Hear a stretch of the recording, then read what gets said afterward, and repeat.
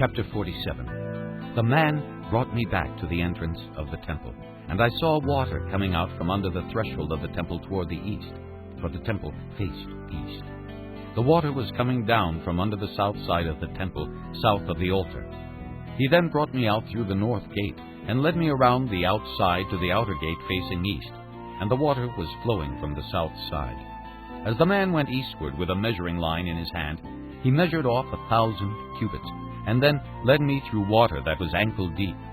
He measured off another 1,000 cubits, and led me through water that was knee deep. He measured off another 1,000, and led me through water that was up to the waist.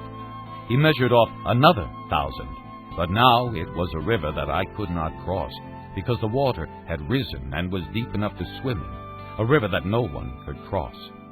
He asked me, "Son of man, do you see this?" Then he led me back to the bank of the river. When I arrived there, I saw a great number of trees on each side of the river. He said to me, "This water flows toward the eastern region and goes down into the Arabah, where it enters the sea. When it empties into the sea, the water there becomes fresh. Swarms of living creatures will live wherever the river flows. There will be large numbers of fish, because this water flows there and makes the salt water fresh. So where the river flows, everything will live. Fishermen will stand along the shore. From En-Gedi to En-Eglaim there will be places for spreading nets. The fish will be of many kinds, like the fish of the great sea. But the swamps and marshes will not become fresh. They will be left for salt. Fruit trees of all kinds will grow on both banks of the river. Their leaves will not wither, nor will their fruit fail. Every month they will bear, because the water from the sanctuary flows to them.